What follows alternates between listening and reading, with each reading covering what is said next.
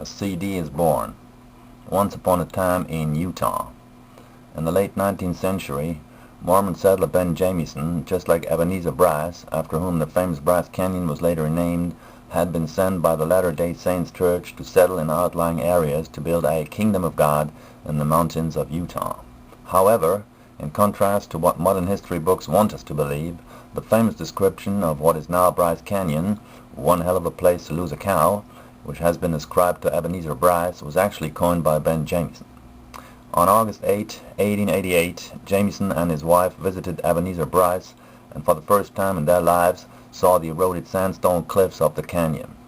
Having joined their host in a chase for a few head of cattle below Sunset Point, the Jamiesons were told by Ebenezer that the Paiute Indians called the place Unkatimpewa Winspokih, which roughly translates as red rock standing like men in a bowl-shaped canyon.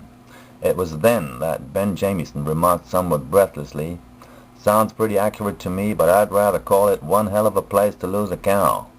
Whereupon Ebenezer chuckled and replied, "Man, you're telling me." 100 years later, in 1988, the great-great-great-grandson of Ben Jamieson, Ben Jamieson VI, also known as Bernie Wahlbrinck, set out to retrace the history of his family. For no particular reason, he had a photo taken of him at a tourist shop near Bryce Canyon, looking remarkably similar to his great-great-great-grandfather. He then went down into the canyon, and miraculously it was just below Sunset Point, where he lost all the demo tapes he had quite stupidly brought along. Not surprisingly, his day-long search for the priceless tapes turned out to be futile. According to several reliable witnesses, his piercing scream, "This sure's one hell of a place to lose my demos," could be heard from miles away echoing through the canyon. Fortunately, though, the demos were recovered in July 2000 when George Martin, a retired music producer from London, inadvertently bumped into one of the canyon's countless pinnacles, fell to the ground, and suddenly, quote, felt some plastic objects buried in the sand, unquote.